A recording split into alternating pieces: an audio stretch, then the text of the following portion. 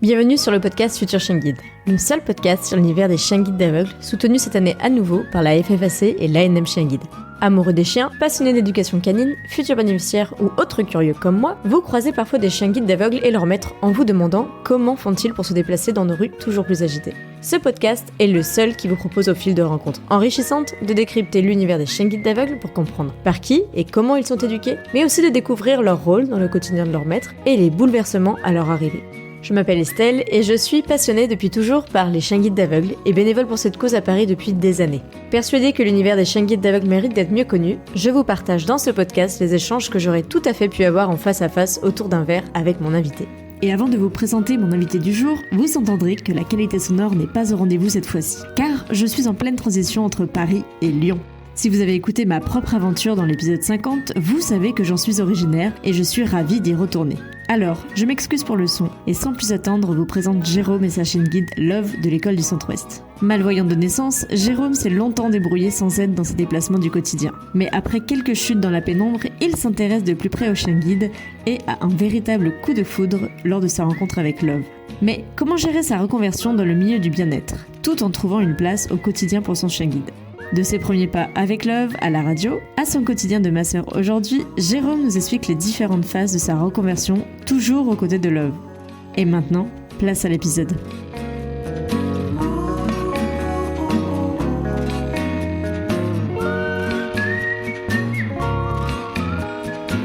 Bonjour Jérôme. Bonjour Estelle. Merci d'avoir accepté mon invitation un peu à la dernière minute, qu'on se le dise. Pour ma part, je suis en plein dans les cartons, là c'est vraiment le rush. Et du coup, tu as accepté, via l'intermédiaire de Laurence, qui a été mon invitée dans l'épisode 33, d'être mon invitée. Oui, merci à toi surtout. Avec plaisir. Est-ce que pour commencer, tu pourrais te présenter rapidement, nous raconter un petit peu ce que tu fais de ta vie, etc. Oui, bien sûr. Donc, je suis Jérôme, je suis à Clermont-Ferrand, j'ai 44 ans, je suis spa praticien en massage bien-être. Depuis maintenant 3 ans, je travaille en freelance dans un spa, je suis libéral et j'ai un cabinet de massage dans la ville, à Clermont. Et c'est une reconversion, j'ai travaillé pendant 18 ans dans une radio locale comme tout début standardiste, monsieur cadeau à l'antenne, je faisais la météo, le trafic. Et puis après, je suis vite passé assistant commercial. Je travaillais en binôme avec ma collègue et je gérais le nouveau portefeuille des clients. Donc je faisais de la prospection, je ramenais de la pub à la radio pour de la diffusion. Je m'occupais aussi éventuellement des concerts qu'il y avait au Zénith, des différents partenariats sportifs avec le foot et le rugby qui est à Clermont. Et en 2020, pile avant la Covid, je voulais en fait reprendre un peu mes études. Plus jeune, je voulais être kiné et puis c'était un petit peu compliqué. J'ai commencé à perdre la vision à partir de mes 18-19 ans. Ma maman me disait, Jérôme, avant de soigner les autres, soigne-toi déjà toi, psychologiquement, avance de ton côté et tu verras ça plus tard. Ce que j'ai fait, et puis passionné par la radio, j'ai fait de la radio, et puis 2020, 40 ans, je me suis dit, j'ai fait un peu le tour du média, même si on le fait jamais correctement entièrement, mais j'étais quand même passionné par la radio. Et puis, je me suis dit, il y a quand même une formation à Vichy de praticien en massage bien-être, à une demi-heure de Clermont en train. C'est pas kiné, c'est pas ostéo, mais il y a une très très bonne formation. Donc, je me suis laissé porter par la vague. Et j'ai rempli le dossier, je suis parti avec une rupture conventionnelle et j'ai intégré la formation en fait en novembre 2020. Diplômé en septembre 2021 et puis après c'est parti quoi. Et voilà. Du coup tu as retrouvé tes premiers amours, on peut dire? Ouais, quelque part j'ai retrouvé un petit peu ce contact que j'aime, qui est le corps humain. Ouais, non, je suis très fier je suis pas quelqu'un de très fier, mais pour le coup de mon avancée professionnelle, j'ai fait un grand pas. Et puis, je continue un petit peu à me challenger parce que je monte à Paris le 9 octobre pour les championnats de France des massages bien-être. Donc, j'ai été sélectionné, je vais faire partie de l'équipe. Ok, donc en équipe de France. Et voilà. Pour revenir un petit peu, tu disais à ton adolescence, dans ta jeunesse, quand t'as commencé à perdre la vue, comment ça se passe toi du côté de la vision ? Tu vois quelque chose, plus du tout ? Ouais. Alors donc jusqu'à, en fait, à 3 ans, mes parents on commençait un petit peu à caler que j'étais Niro. Je tâtais un petit peu les jouets, les billes, les voitures. Enfin, c'était pas normal. Et en fait, j'ai vu jusqu'à 7/10e, on va dire, jusqu'à mes 17 ans. Donc, j'ai roulé en scooter, en mobilette, enfin voilà, comme un ado classique à lambda. Puis, à partir de mes 18-19 ans, ça a bien chuté un petit peu même avant, mais je voyais quand même relativement bien. C'était toujours 5-6/10e. Et vraiment, quand je suis arrivé sur Clermont, je suis arrivé à Clermont avec 4/10e en 98 de l'œil gauche et 1/10e. J'ai toujours été très faible au niveau de l'œil droit. Et puis là, on va dire que je suis au port de la cécité. Voilà, j'ai une rétinite pigmentaire atteinte sur les 2 yeux. Ok, donc ça a continué d'évoluer dans ce sens-là, malheureusement. Oh oui. Ouais, malheureusement. Mais bon, après, c'est une philosophie. Je suis, entre guillemets, il y a que moi qui dis ça, mais j'allais dire on est prêt. Enfin, je suis prêt, mais non, je pense pas qu'on est prêt 100%, malheureusement, à ce qui pourrait arriver dans les semaines, dans les mois, dans les années à venir. Mais malgré tout, pour rebondir un petit peu sur les futures questions, voilà, je me suis posé énormément de questions, canne, chien, et voilà. Donc, non, on en est là. Et justement, ces questions qui nous intéressent, la canne, le chien guide, on sait que tous ces dispositifs et tous ces accompagnements plus ou moins vivants, parce que ce n'est pas que des outils, sont pas automatiques non plus, je le dis. Et puis on a parlé quand on s'est eu au téléphone, je te disais justement que j'avais fait un épisode avec Laetitia Bernard dans l'épisode 40 où elle nous raconte que elle a fait le choix de ne pas avoir de chien guide parce que ça reste un choix personnel. Comment tu as évolué toi dans tous ces accompagnements? Est-ce que t'étais convaincue d'avance que tu allais avoir la canne ou au final non, tu voulais à terme avoir un chien guide? Comment tu te positionnais? Alors en fait, normalement, il y a plus ou moins un espèce de protocole dans ce milieu-là. C'est il faudrait être hyper autonome avec une canne blanche avant d'arriver au chien. Moi, j'ai toujours été élevé avec des animaux. J'ai vécu à la campagne, donc j'ai eu plein d'animaux et j'ai eu surtout des chiens et j'ai une certaine complicité avec les toutous et voilà. Donc en fait, j'ai eu Love en 2017. En fait, en 2016, je me suis vautré sur un trottoir, c'était un peu en pénombre et je me suis fait très très mal à la cheville, du entorse et j'ai eu de la rééducation et en fait mon kiné il me dit voilà Jérôme, ça fait plusieurs fois que tu viens pour toujours le même problème, ça serait quand même bien que que tu penses à toi, à ton bien-être et avant que tu te fasses réellement très très très mal et plus que ça, est-ce que tu as déjà pensé aux outils, notamment la canne, ou au chien? Alors, je dis tu sais moi la canne, je suis pas prêt psychologiquement, mais autant le chien, why not quoi. Et j'en ai parlé à mon épouse, elle m'a dit oui, c'est vrai que ça serait pas mal. Elle m'a dit pareil comme le kiné, mais bon la canne. Et en fait, pour côtoyer des personnes malvoyantes ou non-voyantes pour un chien, on rencontre énormément de gens. Je trouve que les gens, ils viennent quand même vers toi quand t'as un chien que plus que quand t'as une canne. Oui. Passage piéton, est-ce que je peux le caresser? Est-ce que ceci, est-ce que là? Donc je me suis dit, voilà, donc s'il y a moyen d'avoir en fait le chien et pas faire de canne, moi ça me va très très bien. Et j'ai pris contact avec l'école de Lezou, donc qui fait partie de l'école Centre-Ouest à Limoges. Donc il y a tout un protocole à respecter, psychologue, ils viennent à la maison, enfin tout ça, donc ça a duré plusieurs semaines. Et j'ai fait la rencontre en fait de Love pour la première fois que j'allais tester le chien. Elle est sortie de la voiture, elle m'a regardé, elle m'a senti et en fait elle a fait la belle, elle m'a sauté dessus. Et franchement, déjà le prénom, j'ai kiffé.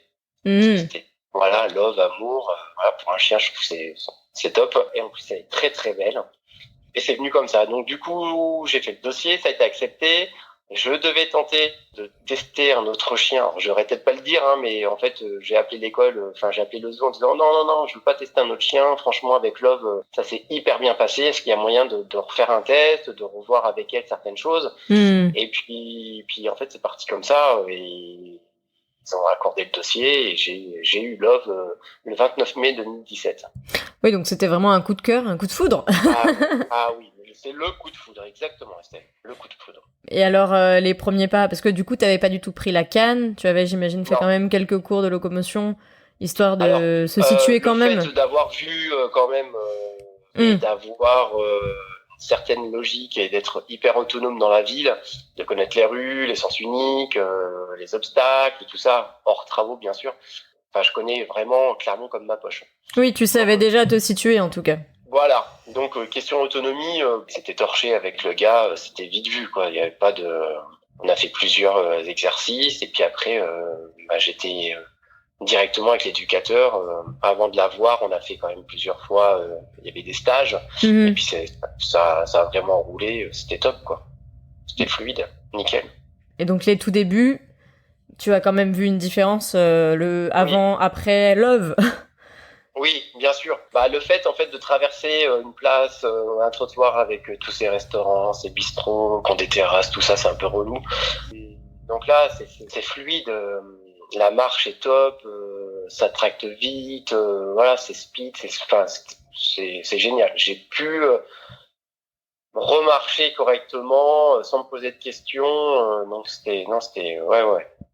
Oui, et puis je pense que par rapport à, tu disais, les quelques chutes dans la pénombre, parce qu'il y a aussi il y a la ville, mais il y a aussi la ville un peu quand il fait sombre, où Oui. là, je pense qu'avec ton reste visuel, comme tu le disais quand t'as eu ta chute, ça simplifie rien en fait.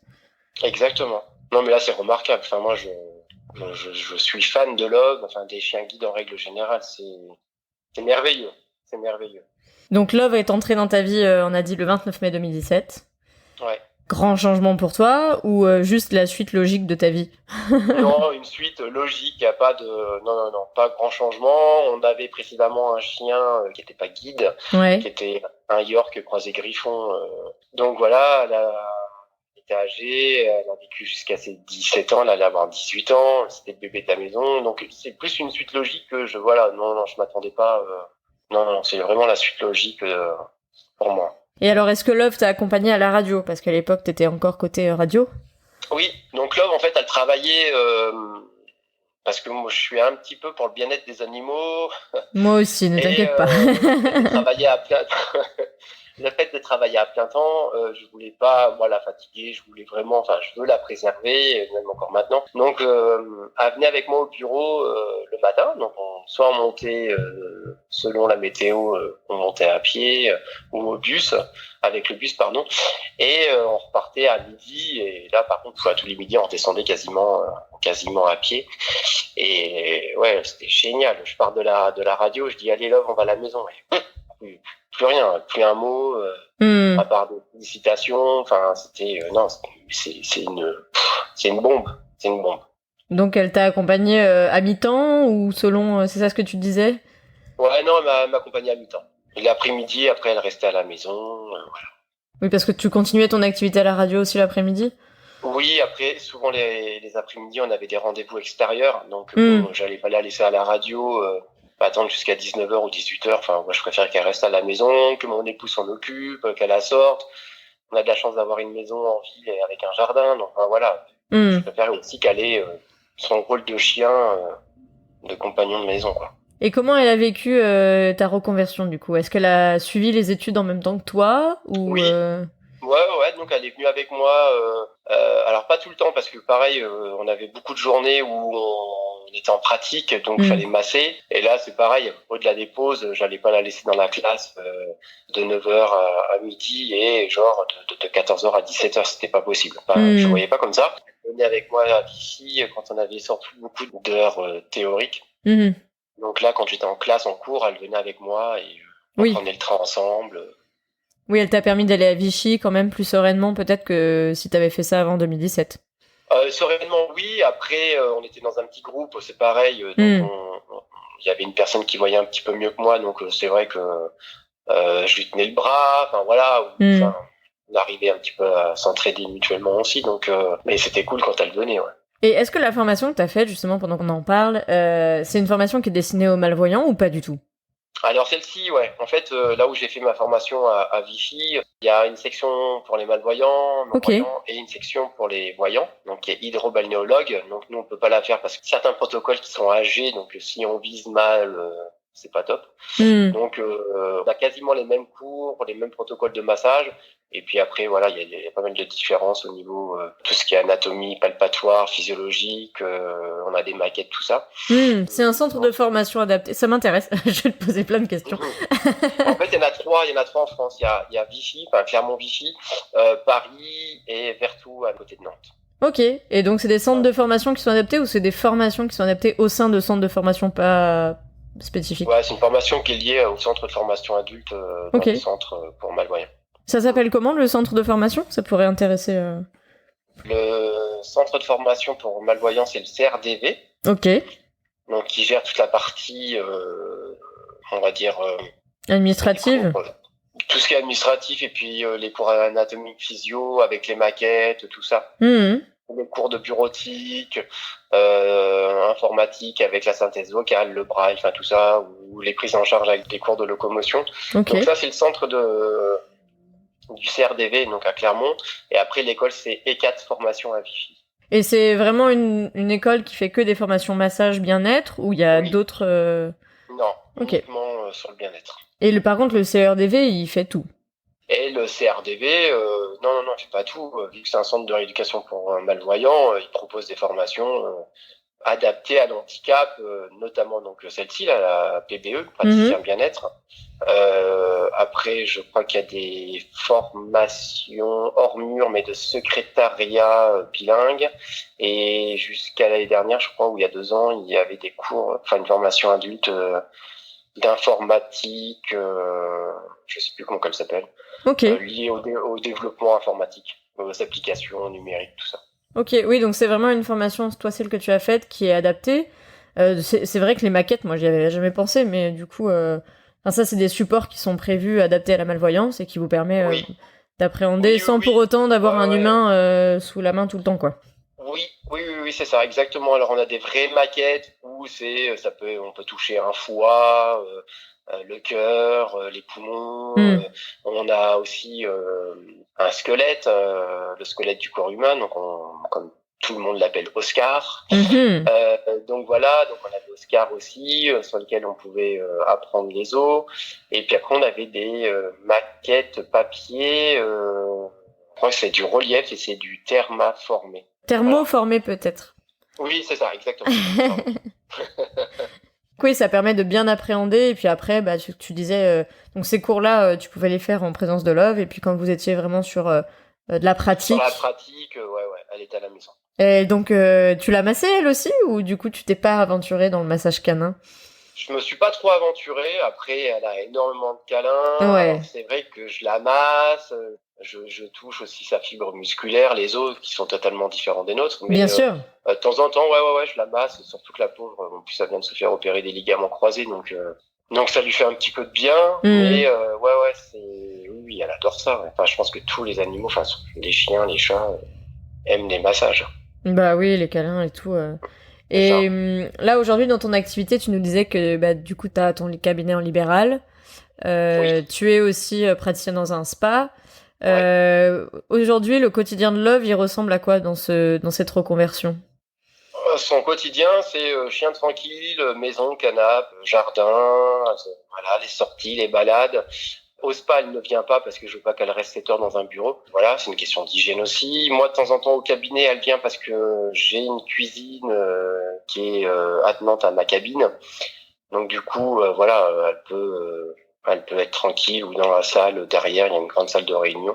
Elle peut naviguer entre les 2 pièces. Et voilà, quand je suis pas trop chargé, si j'ai 3 massages, elle est cool, quoi. On se voit entre chaque client et ça se passe bien. Mais sinon, après, non, elle est à la maison. Puis vu qu'elle vient de se faire opérer, comme je te disais, il y a aussi une convalescence, c'est un peu long. Malheureusement, elle a peut-être le ménisque touché. Donc, on a un rendez-vous chez le chirurgien incessamment sous peu. Donc, on verra. Et oui, parce que là, l'idée avec les ligaments croisés, c'est vraiment de la préserver aussi au max. Tu parlais de convalescence. Ouais. Donc, pas de marche, pas de trottoir, et je la porte. Je veux vraiment la soulager. Je veux pas qu'elle peine. Oui, donc là, elle a un rôle un peu différent de tes premières années, du coup. Totalement. De vos premières années, même. On est parti plusieurs jours cet été. On a pris le train. Donc du coup, elle porte son harnais. Et par contre, voilà, quand il y a un peu de monde, tout ça, je prends le guidon et elle a le réflexe, paf, c'est parti, quoi. Elle y va. On y va un peu plus tranquille. Je veux pas qu'elle se fatigue, mais par contre, elle bosse, elle est à 100%, quoi. C'est l'automatisme et revient dès qu'elle a le harnais. Ça y est, c'est parti. Ouais, donc un bon équilibre entre la préserver ses pattes, ses articulations, j'ai envie de dire même. C'est ça. Et puis bah, continuer à vivre ce big love, comme on pourrait dire entre vous. Exactement. Et puis, bah, je pense aussi que tu disais qu'il y a quand même eu, de ton côté, depuis que vous êtes ensemble, c'est un peu plus fluide dans les déplacements et bah ça, t'essayes un peu de le conserver, mais de la conserver elle aussi, quoi. Donc c'est un mix des deux. C'est oui, un mix des deux. Puis là où elle est choupette, en plus, c'est que même quand on la promène en laisse, pour peu que je la promène seule, parce que mon épouse, elle est encore à l'école, elle bosse, tout ça, donc je la sors, qu'il y a un peu de soleil. Je vais pas m'embêter à mettre le harnais pour aller faire une promenade d'un quart d'heure. Donc, je connais le chemin par cœur, on va au parc. Et en fait, elle me guide même avec la laisse. Je dis, allez, hop, on va à la maison, bébé, on y va. Et elle fait attention, hop, les passages piétons, les poteaux, enfin, non, mais c'est remarquable. C'est, ouais, j'aurai les larmes aux yeux constamment dès que je la vois bosser. Enfin, c'est adorable. Vraiment, ils font un job, les éducateurs, c'est fabuleux. Je peux que les remercier. Et justement, par rapport à tout ça, toi, tu connaissais un peu les chiens guides, enfin, en tant que malvoyant depuis tout jeune, peut-être que t'avais toujours été ça avec contact. T'avais eu peut-être, t'avais côtoyé d'autres chiens guides, mais est-ce qu'il y a quelque chose que t'as appris ou découvert en ayant Love à tes côtés que t'avais jamais La précision de travail, le fait d'avoir le harnais entre les mains et puis tu lui donnes l'ordre, allez on y va, on rentre à la maison, ou on monte à la radio, ou on va chez tonton, parce qu'en fait voilà, on l'y apprend au fur et à mesure aussi. Elle a un vocabulaire avec une soixantaine de mots inclus. Et puis en fait, elle est tellement stimulée constamment qu'on lui apprend des mots. Et en fait, bah voilà, c'est allez hop, je sais pas, on va chez tonton et on part de la maison, on va chez tonton. Elle m'emmène chez mon meilleur pote et c'est la précision de travail. Moi, c'est fabuleux quoi. J'avais pas connu ça. Elle travaille proprement. Enfin, c'est fluide. Enfin, c'est génial. C'est génial. Oui, t'avais pas idée que c'était poussé à ce point-là dans la bienveillance, tout en étant dans la bienveillance. En fait, quand tu testes pas, tu sais pas. Moi, je suis devenu addict à Love. En fait, c'est mon chien, mais je préfère être addict à ça qu'à une autre connerie. Mais vraiment, c'est Love. Ouais, c'est une addiction. C'est fabuleux. C'est fabuleux. Et donc, c'est ton premier chien guide. Oui. Comment tu vois les choses avec elle là Est-ce que tu vas la mettre de plus en plus en convalescence ou est-ce que tu espères qu'elle va retrouver sa jeunesse? Alors sa jeunesse, je sais pas. La convalescence, j'espère que ça ira beaucoup mieux et on verra ce que le chirurgien Bien sûr. Va nous dire. Et puis s'il faut on continue à la préserver, on le fera. S'il faut l'opérer, bien évidemment, nous sommes là pour elle. Après, je dis pas que ce que je veux, c'est qu'elle retrouve un peu plus de mobilité, qu'elle recourt un peu plus, parce que voilà, dans les promenades, on sent que, allez, au bout de 25 minutes, elle commence un petit peu à être fatiguée. Voilà, je veux qu'elle retrouve un petit peu, alors pas qu'elle joue comme elle le faisait avant, mais voilà, que ça soit un peu plus, rien que pour elle, que ça soit plus fluide et que ça soit moins gênant pour elle, quoi. C'est pas cool. Ouais, que ce soit plus agréable et qu'elle ait moins de freins en tout cas. Je m'adapte, mais c'est surtout pour elle, quoi. Oui, donc là, vous avez trouvé votre petit rythme de croisière. Ouais. Entre le cabinet, la maison, le spa, comme tu disais. Oui. Où elle ne met pas les pattes. Non, pas du tout. Elle reste avec sa maman. Et justement, quand tu avais fait cette reconversion, la présence du chien par rapport au monde du bien-être, t'as senti ça comment? C'était plutôt réticent ou... On a été briefé, on nous a dit, voilà, forcément, plus qu'il y ait une question d'hygiène, c'est pas top, ce qui est réellement vrai. Après, il y a des gens qui sont aussi, qui sont pas très hygiéniquement parlant, c'est pas top. Mais c'est un autre débat. Mais voilà. Après, on a été briefé. On a été vraiment briefé.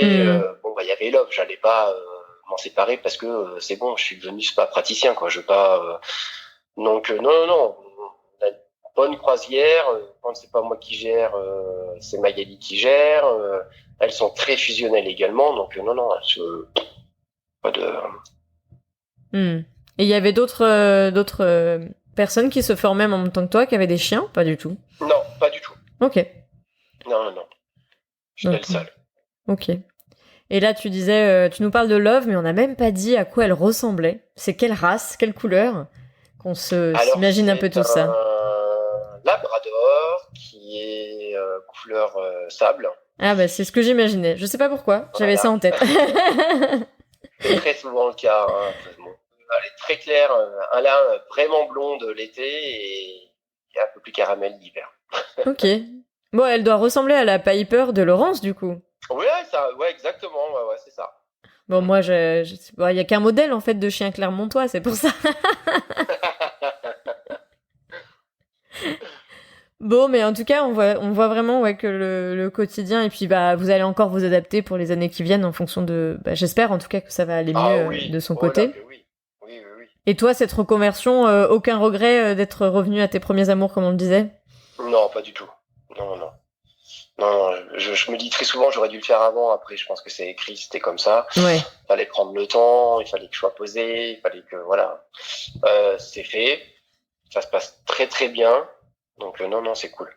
Et comment réagissent les gens? C'est une question un peu plus perso qui me titille. Comment réagissent tes clients quand ils te découvrent? Est-ce que... En fait, que ça soit chez moi au cabinet ou au spa, quand j'accueille le client, je me présente, je dis bah voilà, bonjour Estelle, c'est avec moi que vous avez rendez-vous, veuillez me suivre. Et puis pendant qu'on marche jusqu'à la cabine, notamment l'exemple du spa, je dis voilà, je me retourne, je regarde la cliente, puis je dis voilà, écoutez, je suis Jérôme, je suis votre praticien pour le massage d'1 heure que vous avez choisi. Je suis malvoyant, ça va bien se passer, un petit clin d'œil. Hop, on arrive en cabine et là je lui explique le soin et puis voilà. Ah bah j'avais pas remarqué, ça se voit pas, blablabla, vous dépassez bien, enfin voilà. Ok. Après au cabinet c'est pareil. Alors là je les accueille différemment parce que y a pas de couloir, c'est pas un spa donc c'est plus court. On a une salle d'attente en commun avec des ostéos et des médecins du sport. Mais quand elles arrivent dans la cabine, c'est pareil, je leur dis. On discute, on partage une petite infusion avant le soin, et puis on prend le temps, je me présente, et puis elle aussi, du coup il y a un moment de partage, et en fait j'accentue beaucoup sur l'handicap, mais je veux pas que ce soit un argument valable ou pas valable d'ailleurs, mais c'est un métier qui est très sexualisé encore dans la tête des gens, et bon, je suis un mec qui masse une femme. Bon, voilà, des fois on peut trouver ça bizarre. Et le fait d'avoir un handicap, et en plus j'ai certains soins où je masse dans le noir, du coup il n'y a pas cette barrière, il n'y a pas ce regard social qui est malveillant, il n'y a pas ce jugement qui est pas clean. Ouais, donc il y a un vrai respect, il y a un respect du corps, il y a un respect de la personne, et comme disent les jeunes, ça passe crème. Non mais je te posais la question parce que on sait jamais. Bah non mais oui. T'as jamais eu de mauvaise expérience ou de. Bah t'as croisé un ou deux, mais bon ça reste anecdotique. J'en ai eu 2 au spa. Une dame qui a jamais voulu passer avec moi. Après c'est pareil quand ils reçoivent une confirmation par mail de leur réservation de leurs soins et après en signature c'est écrit équipe mixte, tout ça. Après cette femme n'a pas précisé qu'elle voulait un homme ou une femme. Elle pensait sans doute avoir une femme. C'est plus par rapport au fait que t'es un homme que par rapport au fait que t'es malvoyant, c'est ça que tu veux dire? Peut-être, et puis après on n'est pas dans la tête des gens, ça se trouve cette femme, elle a eu une mauvaise aventure, on ne sait pas ce qui s'est passé, on ne connaît pas son passé. Un massage, voilà, vous êtes on va dire en string et en slip, on est quasiment nus. On ne sait pas ce que cette femme elle a eu des expériences ou pas, ou elle a sans doute envie que de se faire passer par une femme, c'est tout. Hein. Et le monsieur, c'était pendant la Coupe du Monde de foot l'année dernière. C'était un duo, c'était un duo, mais en cabine séparée. Sa femme est partie avec ma collègue. Moi, j'ai eu le monsieur, et le monsieur m'a dit non, mais moi, je veux une femme. Comment une femme? Et donc, je l'ai raccompagné à l'accueil, et je vais pas chercher à comprendre. Je l'ai laissé avec mes hôtesses d'accueil. Et puis, en fait, il a regardé un match de foot tout le long sur son téléphone. Il s'est fait pourrir à la fin du soin par sa femme. Oh là. Voilà. Donc, voilà. Donc, comme quoi, c'est encore sexualisé. Lui, pour le coup, je pense qu'il voulait, voilà. Purement, je suis un mec, je veux une gonzesse qui me masse, quoi. Ouais, ok. Moi, intéressant en tout cas d'avoir tes retours là-dessus. Mais c'est vrai que. Et puis au final, tu disais que tu fais des massages dans le noir. Toi, ça te change peut-être pas grand-chose au final pour toi? Un petit peu quand même, parce que bon, je suis quand même malvoyant, j'ai quand même une perception lumineuse, je vois quand même certaines choses. Mais oui, non, si, quand même, ça me change. Hein. Okay. Je suis pas non-voyant. Non. Non, c'est une bonne nuance à faire en tout cas. Ouais. Ok, mais écoute, on voit que tu es pleinement épanoui dans ce deuxième métier et ça fait plaisir d'entendre tout ça. Comme quoi, cool, merci. il faut oser. Et puis je crois qu'on peut retrouver, s'il y a des Clermontois et des Clermontoises qui nous écoutent, on peut retrouver, tu as un site sur ton activité de massage. Oui, c'est ça. C'est Jérôme Arnaud. Massage.fr. Voilà, et Arnaud, il y a un petit L entre le U et le T à la fin pour bien te retrouver. AULT pour Arnaud, ouais. Et après, il y a tous les liens des réseaux sociaux, enfin voilà, merci à toi. Je voulais te demander quand même une petite question de fin. On a compris que c'était le big love, hein. On joue beaucoup avec ce mot, mais avec love. Est-ce qu'il y a un moment où love t'a bluffé et qui reste vraiment un souvenir marquant pour toi? C'est pas très original ma réponse, mais je pense qu'elle m'épate tout le temps en fait. Je suis très sensible à ce qu'elle fait, au travail des éducateurs, c'est ce que je disais tout à l'heure. Elle m'épate constamment en fait. Peut-être une fois quand on est monté dans un bus, c'était au tout début, j'ai demandé cherche-moi la place. Et en fait, je disais s'il te plaît. Donc les gens ils rigolaient. Pourquoi vous dites s'il te plaît? Je sais qu'en fait c'est parti. Je sais pas. Je parle comme ça à mon chien. et en fait, l'homme elle a mis sa tête et son museau sur le siège qui était libre. Et là, oh là là, c'est remarquable quoi. Donc j'ai pas forcément d'excellence. C'est constamment, mais même à la maison. Enfin, c'est tout le temps. C'est tout le temps. C'est tout le temps. Tout le temps. Et par rapport à la présence de Love, est-ce qu'elle t'a permis de faire des rencontres un peu exceptionnelles que tu n'aurais jamais fait sans elle à tes côtés? Des rencontres exceptionnelles, je sais pas, mais des rencontres tout court, ouais. Il y a beaucoup de gens qui me demandent si on peut la caresser. Et, après, on commence à parler. Oui, mes parents sont famille d'accueil. J'ai une de mes collègues au spa, ses parents, donc pareil. Ça fait au moins 10 ans qu'ils sont famille d'accueil ou famille de chiens reproductrices pour le zoo. Pour le CZK. C'est plus ça en fait. Mais j'ai vraiment eu tout le temps des gens très bienveillants, monsieur c'est vert, monsieur c'est rouge. Enfin voilà, même s'il y a le feu sonore qui qui chante c'est vert et que j'y vais, alors j'ai toujours le sourire. Je me braque pas et parfois il y a même des gens qui caressent parce que je vois et qui caressent le chien et qui me demandent pas. Et je suis pas comme certaines personnes. Faut demander l'autorisation parce qu'il est au travail. Non, ça va. Ça va. Pour l'instant, elle est assise, elle est peinard, elle est au pied, elle bouge pas. Caresser là, ça m'ennuie vraiment pas, quoi. Faites-vous plaisir. S'il y a que ça, faites-vous plaisir. Et dans la dernière question, un peu signature de ce podcast, je demande toujours le pire et le meilleur moment avec ton chien guide, donc avec Love, en commençant par le pire pour garder le meilleur pour la fin. Le pire. Une fois, je traversais la gare, j'allais prendre le bus pour monter à la radio, et il y a un chien d'un punk à chien, d'un clochard qui est un American Staff, qui est arrivé sur le passage piéton, bien évidemment, qui n'était pas en laisse, hein. Et en fait, lui a sauté dessus et lui a croqué une partie de joue. Voilà. Donc là, j'ai mis un gros coup de savate au chien. La bonne femme, elle est arrivée, limite à m'engueuler. Donc on s'est un peu pris la tête sur la traversée du passage piéton. J'ai tenu le lobe avec la laisse. Et j'ai dit vraiment ce que je pensais. Hein. C'était pas très fin ce jour-là, je pense, mais c'est sorti. Donc ça, c'était une de mes pires expériences. Et après, une belle expérience. Un jour, il y avait des travaux et quand on est Miro, qu'on est un chien, une canne ou que dalle, en fait, on joue énormément avec les oreilles. Et là, il y avait du bruit de partout, les marteaux-piqueurs, les camions, enfin, c'était le bazar total. Et Love a traversé le chantier, mais bam, bam, bam, droite, gauche. Et c'était formidable. Là, je me suis arrêté sous un arbre.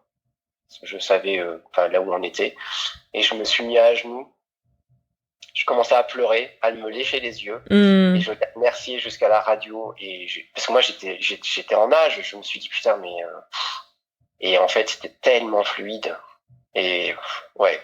Et c'est des moments comme ça, en fait. Donc, faut pas avoir peur de prendre un chien quand on est conscient et surtout quand on le veut. S'il y a les gens qui préfèrent la canne, c'est très très bien aussi. Hein. Mais c'est vrai que ça c'est également un chien de compagnie et c'est remarquable, c'est fabuleux. C'est Big Love. En tout cas, ce sera le mot de la fin. Écoute, merci de nous avoir raconté toute ton histoire. C'est très chouette. Merci à toi de promouvoir. Tu fais une très très belle émission.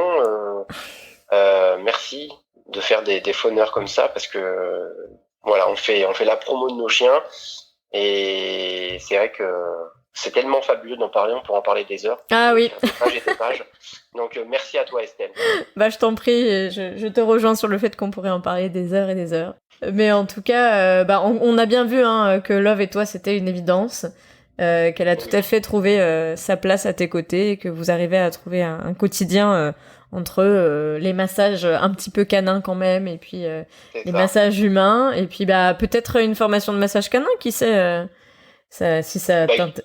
Ouais, oui, je suis fermé sur rien, hein, donc... Qui sait y a pas... Pourquoi pas. Eh ben écoute, merci beaucoup. Et puis je te dis à bientôt, puisque je vais rejoindre bientôt notre grande région. Et qui sait si on pourra un jour se croiser. Merci pour ton joli travail. Eh ben écoute, à très bientôt. Merci beaucoup Estelle, à bientôt, au revoir. Et voilà, c'est déjà la fin de cet épisode. Merci à vous de l'avoir écouté, en espérant qu'il vous aura plu.